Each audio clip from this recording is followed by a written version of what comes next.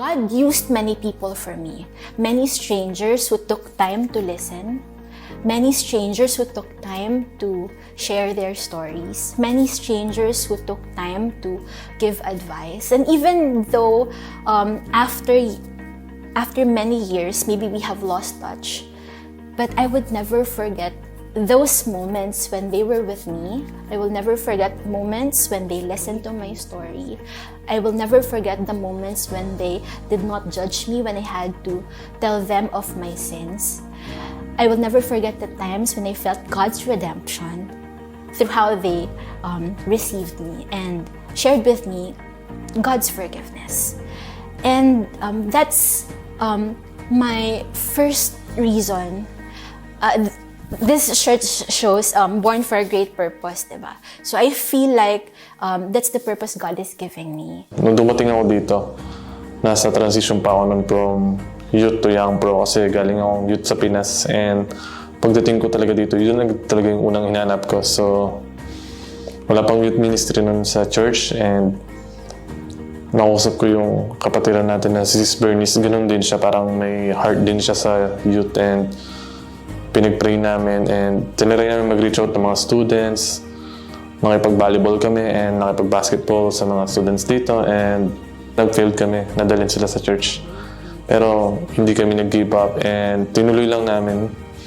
And we really keep praying and praying na mag-start na yung youth kasi talagang dinidesire talaga namin, and binangawakan namin yung verse na sa Matthew 7:7. Ask and it will be given to you. Seek and you will find. Knock and the door will be open to you. And pakunti-kunti, nag-start na yung youth ministry, and dumating sila Pasja, sila Kuya Nad, sila Wewet, sila Carlo, sila Ate Jean. Grabe lang talaga mag-work si God. I remember when our church started in Abu Dhabi, tapos nag-umpisa sa isang bata at paunti-unting dumadami sila. At medyo magulo, maingay na sila during worship service. Kaya the first reason why I joined the team, ayaw ko talaga ng may nagtatakbuhan, naghahabulan sa loob ng church. Gusto ko lang talaga is just to oversee them na hindi sila manggulo sa loob ng church. Kasi sa isip ko yung ibang attendees sa church, kaya sila pumupunta para makinig ng preaching. But I praise and thank God, hindi na yun yung reason ko. But right now, I joined the team because I want to serve God in a meaningful way. And it is my duty to the church, to the Lord, to touch young lives and to serve Him. When we joined ACCI, medyo madami-dami na din kids noon ang nag-church. So, parang kinakausap ako ng Lord na, ba't hindi ko itry na magturo sa mga bata? So, I decided na mag-join sa teacher's ministry. Kasi para sa akin, ang reason ko, gusto ko ring maging part at maging bahagi si Lord sa buhay ng mga bata habang sila ay nasa murang edad pa, para matutunan nila ang mga Word of God. Wala sa plano ko na mag-join sa ACCI Kids Ministry kasi wala naman akong background sa teaching. Ang alam ko lang, pang tambourine dancer ako. Pero meron akong desire na maturuan ang mga batang ito. I find interest and passion in working with young children, and that led me to join the team. When I came to ACCI and I saw that there were a lot of ministry volunteers, I had it in my heart. I had a desire to also be a part of a ministry, but I just don't know exactly what ministry I should be part of. And later on, it was Mommy Shane who encouraged me to join in the kids ministry because there was a need for teachers. So basically, I joined the ministry, this kids ministry, because there was a need for a teacher. And it was just by the grace of God that I'm still here, and God is still using me for the life of these kids. Paano ako napasok sa teaching ministry? Actually, yung experience ko is nadala ako dahil yung anak ko kasi napasok din sa Sunday school. So, yung gusto ko, yung passion ko to impart something to the kids, nung nakita ko yung anak ko learning about Jesus Christ, it's actually fulfilling. I did join kids ministry because of my desire leading into 3 factors. First is to show them who Jesus Christ is within their lives, to show them His works and character worthy of following. Secondly, I believe that God has a special place in His heart for children. And lastly, as we declare over their lives, I believe each child is capable of becoming a future leader, a future pastor, a future worship leader, and even a public servant. I'm not that skilled when I joined the kids ministry kasi kahit na may experience ako, may mag-teach sa Sunday school way back then sa probinsya namin. Pero hindi yun enough kasi it's been a decade na before I joined dito sa kids ministry. Kaya yung practice for teaching the young kids, hindi ako ganun ka-equip. Well, teaching kids is hard for me at first because I didn't have the experience of teaching, especially the young learners. It was so hard for me because I also never imagined to be a teacher. It was never a dream for me to be a teacher. But you know what? Every time I study the lesson, I also learn from it. So while I am teaching them, I am also learning. So it contributes so much in my spiritual growth, I would say. And that is the fulfillment that I get whenever I teach. Tapos, nung napasok ako sa pagtuturo, actually, hindi ako ganun ka-knowledgeable about the Bible. Pero I was amazed kasi habang nagtuturo ako, doon pala ako mas natututo. Doon ako mas lumalago sa faith ko na kasabay kong natututo yung anak ko din. And yun yung realization na pala ako yung magtuturo sa mga bata. Kundi si Lord pala ang nagtuturo sa akin through the kids, through teaching the kids. And yun yung purpose siguro ni Lord kasi si Jesus Christ will equip you for the furtherance of His kingdom. And walang talo dun. The fulfillment I felt every time my teaching assignment is over, complete joy and satisfaction, knowing that I've been used by God through the lives of the kids, and trusting Him to bless those young hearts and minds. Sobrang saya. Sobrang saya na to the point na nakikita mo yung mga bata na nag-grow. I would like to mention one MIG nung yun ang first namin kids sa ACCI, pero when you see him na nagsiserve sa Panginoon, playing keyboards, other kids are also joining in dance ministry, tsaka yung praise and worship din. So, it's very fulfilling na nakikita mo yung mga kids na na-handle mo, turuan mo nung mga bata pa sila, nagpapagamit na sa Panginoon. Ang saya lang ng feeling every time na natatapos yung lesson namin. Tapos makikita mo yung ngiti sa mata at sa mukha ng mga bata. At yung eagerness nila to learn the Word of God. At naglo-look forward sila para sa next meeting namin. Yung joy in observing God, nandoon parate. Pero minsan kinakabahan ka, lalo na nung nag-virtual ang pagtuturo. Pero yung strength na binibigay ng Lord is overflowing.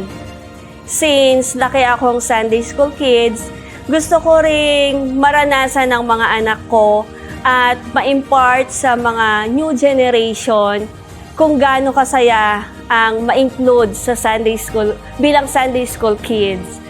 Yung joy na makita mo sila na nag-grow spiritually and physically, grabe ang laki na nila. It's really a privilege to serve the next generation. The best part of being a teacher is the feeling of making a big difference in child's life, knowing that you're a part of their spiritual milestone and at their younger years, the knowledge about Jesus, which I miss when I was underage.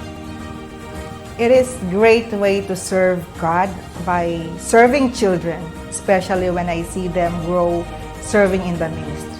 If they experience God, even at that young age, that's big of a reward. That's enough for you to keep going. You know, there was this one time when I went out of the worship hall, and there was this kids. They were calling me Teacher Leia, and when I heard that word,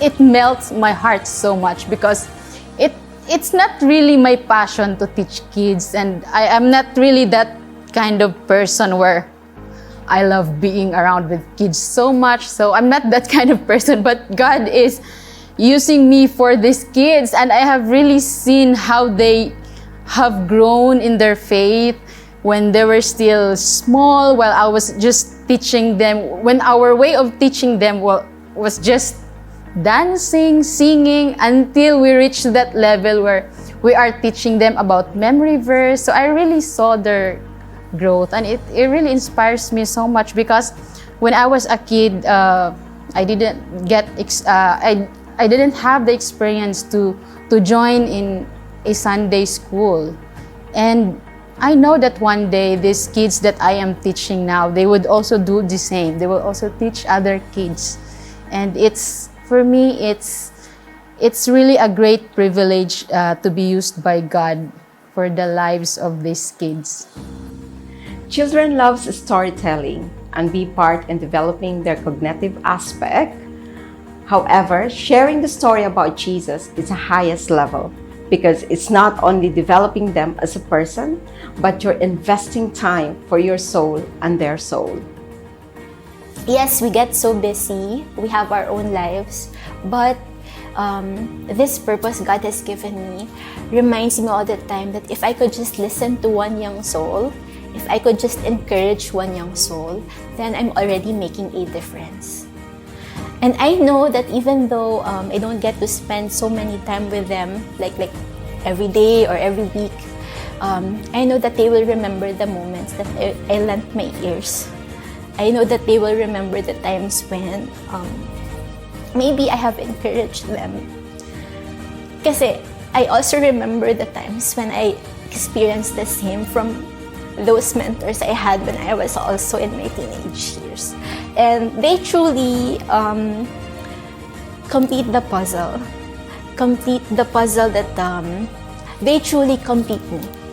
I could, now I could, it gives me flashbacks of my life. I could see so many faces from long time, from more than 15 years ago. I could see so many faces of people who took time to listen to my stories, who took time to hug me, who took time to give me advice. And they made a big difference in how I live my life now. Someone planted a seed on me nung youth ako, and I want to do the same. Like passing the torch, katulad ng ginawa ni Moses to Joshua, Paul to Timothy, to plant a seed sa mga future leader natin. Since laki akong Sunday School kids, gusto kong maranasan ito ng mga anak ko at ma-impart ko sa new generation. Kasi ang alam ko, sila ang ating magiging future leaders. And naniniwala ako na sa Proverbs 22 verse 6, train up a child in the way they should go. And when he is old, he will not depart from it. Naniniwala po ako sa verse nating ito. And yun yung gusto ko sana ding i-impart sa ibang magulang, yung ma-experience nila yung ganong nararamdaman. Kasi when you see your kids learning or walking their faith at the early age, it's very fulfilling sa magulang. Lalo na kung ang gusto natin is to serve God as a family. We would like to invite all the ACCI members to be part of the kids ministry. You will enjoy being around the bubbly kids, and 100% you will learn from the Lord and the kids as well, where it's useful too in our personal lives. So I would like to invite everyone to be part of the youth ministry. Kahit mag-adopt ka lang ng isang teen na kakausapin mo palagi, na pagdadasal mo, that would make a big difference. So, everyone, I encourage po na sumali sa teaching ministry. And it is not about knowledgeable you are, but kung paano mo talaga sinisik na mapapunta kay Lord at kasama yung mga anak nyo. So, mothers also, Zoom in na po every Saturday or Sunday po na may classes tayo. Hi everyone. So if you think you are skilled or maybe not, or if you have a passion for kids, or if you are just interested to teach the kids, so we are inviting you to join us in kids ministry because the kids needs you, and I know God will use you for the life of these kids. Kaya I'm encouraging everyone na tara na, mag-join na tayo sa kids ministry. Lalo na ngayon, padami ng padami ang ating mga kids. We need teachers na magtuturo at mag-guide para sa kanila. At gamitin natin ang talent na bigay ng Lord. Marami pa tayong madidiscover. We can do more for the Lord.